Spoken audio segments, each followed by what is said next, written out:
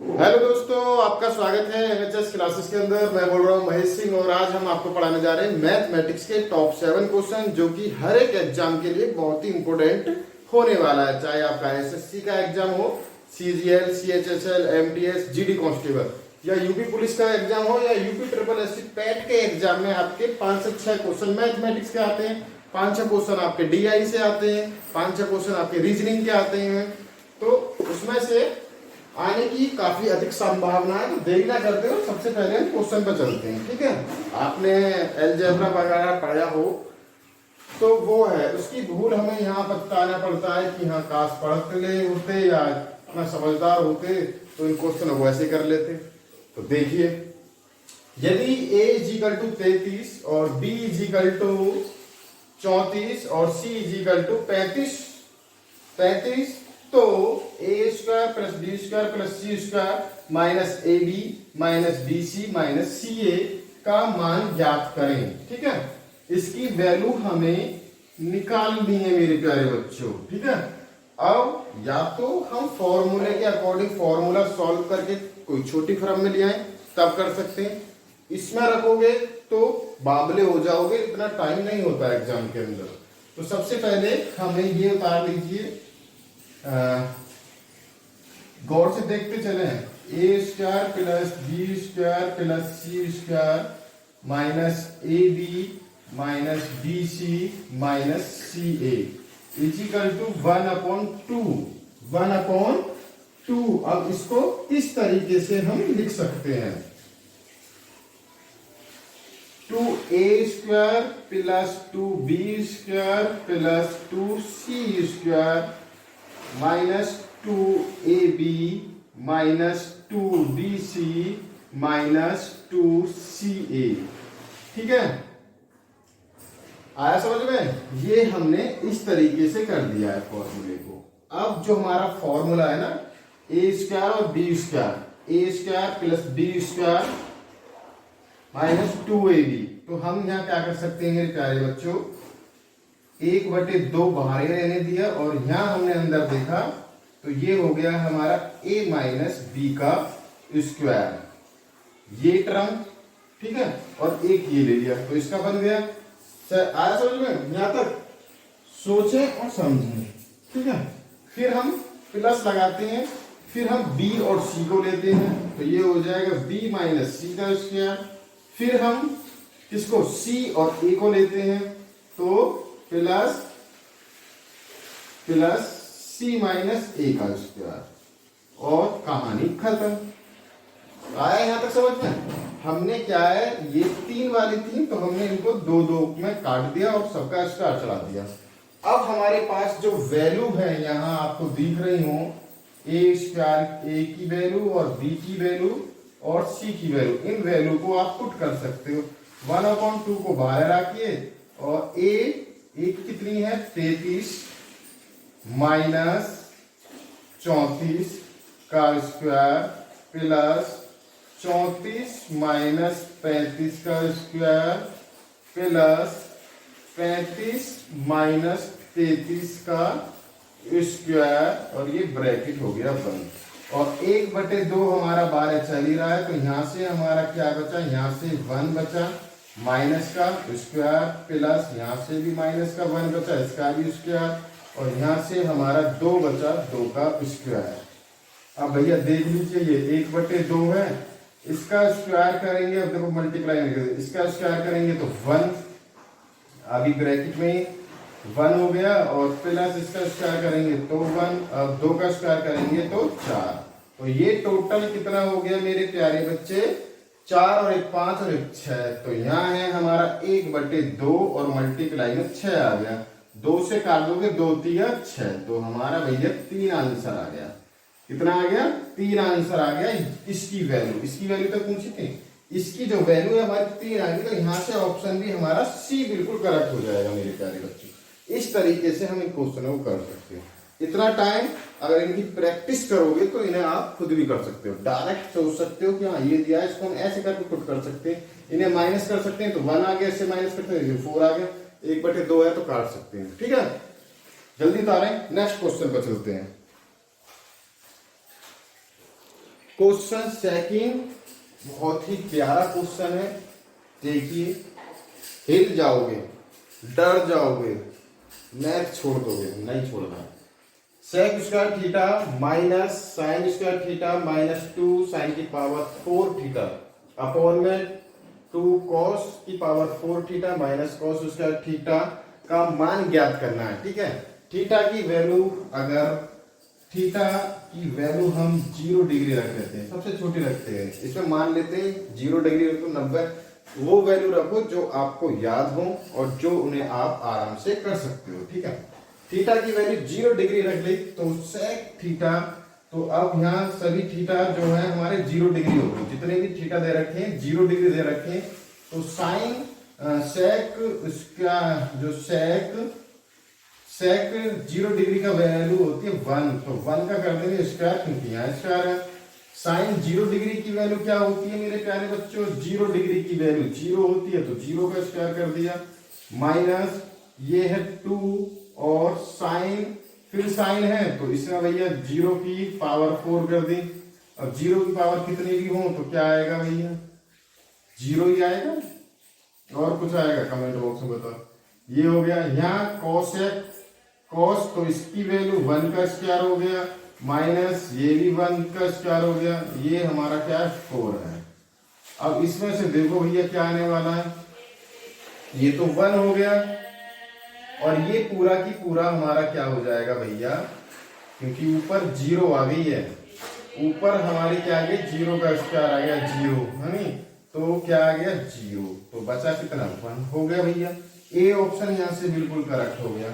इस तरीके से कर सकते हैं भाई, ये वैल्यू तो पूरी 0 हो गई, ओके, क्योंकि ऊपर 0 हो गया, अपॉन में ये तो सारे 0 हो गया, तो 1 से 0 जाने मतलब 1 ही आंसर होगा, तो हमारा ए ऑप्शन बिल्कुल करेक्ट हो जाएगा। ठीक है, जल्दी उतारें। क्वेश्चन 3 कह रहा है मेरे प्यारे बच्चों, एक रेलगाड़ी बिना रुके 120 किलोमीटर प्रति घंटे की गति से चलती है, कहीं रुकती नहीं है, जो डायरेक्ट चलती है तो 120 किलोमीटर की गति से चलती है, और रोकने के साथ वो 110 किलोमीटर की गति से चलती है। तो गाड़ी की औसतन, जो भी उसकी औसतन चाल रही है, वो प्रति घंटे में कितने मिनट रुक सकती है?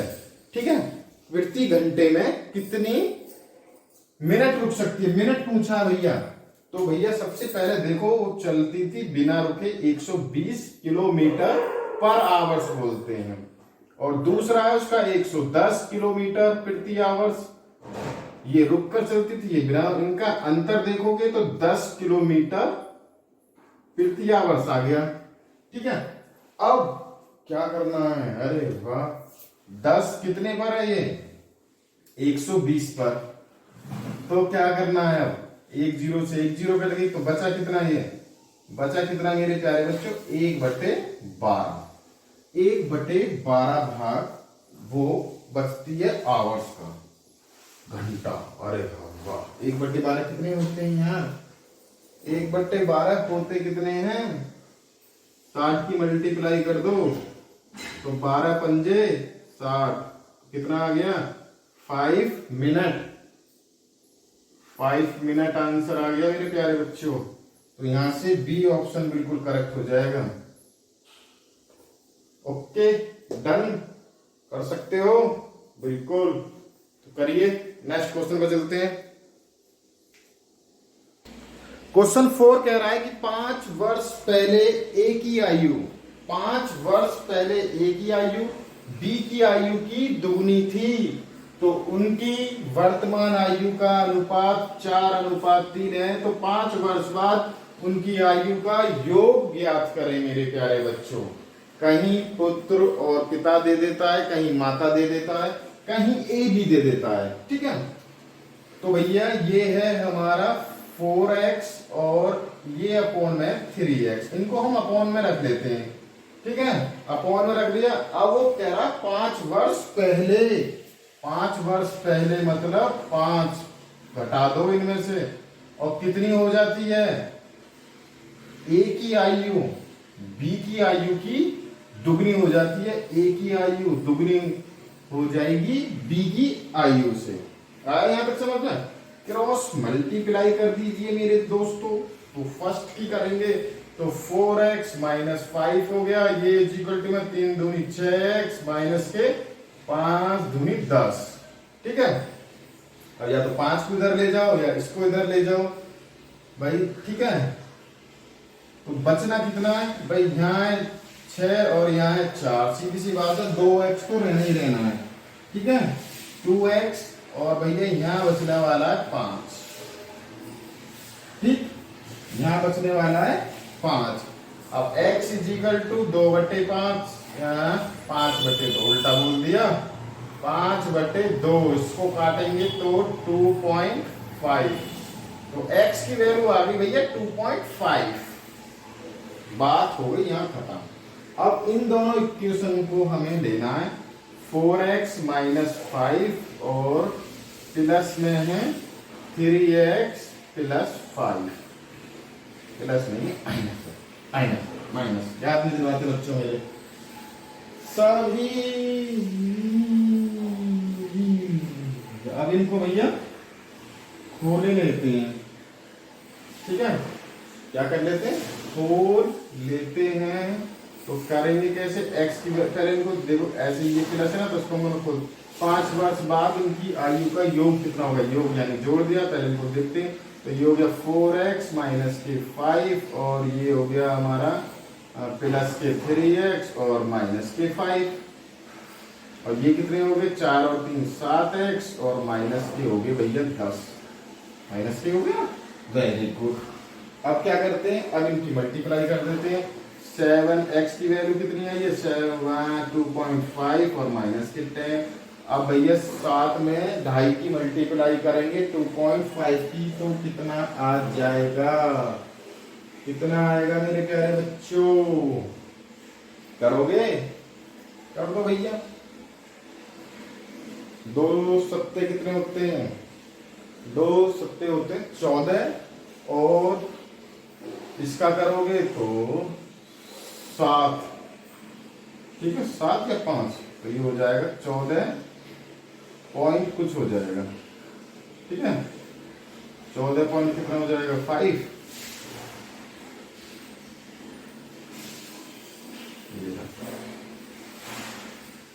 ये हो जाएगा 7 और आ जाएगा इसमें 7 को 7 का आधा कितना हो जाएगा, 7 का आधा होता है 3.5। जब 3.5 हो जाएगा तो ये 17 हो जाएगा, ये हो जाएगा। ठीक है, 17.5 हो जाएगा। 2.5 की मल्टीप्लाई करेंगे तो देख लेना। अब इसमें से 10 और माइनस कर देंगे, माइनस ही चल रहा है, योगी तो पूछ रहा है, तो कितना हो गया 7.5 हो जाएगी उनकी क्या, 5 वर्ष बाद आयु का योग। ओके, तो यहां से हमारा कौन सा रहेगा, ये जो डी ऑप्शन है वो हमारा बिल्कुल करेक्ट हो जाएगा। जल्दी तो आ रहे, नेक्स्ट क्वेश्चन पर चलते हैं। क्वेश्चन 5 कह रहा है कि 8 गुना 8 संख्याओं में से पहली 7 संख्याओं का योग 8वीं संख्या का 8 गुना है, यदि उनका औसत 153 है तो 8वीं संख्या ज्ञात करनी है। अभी क्या करते हैं, यहाँ ऐसे लिख लेते हैं, माना 8वीं संख्या को मान लिया हमने x। पहली 7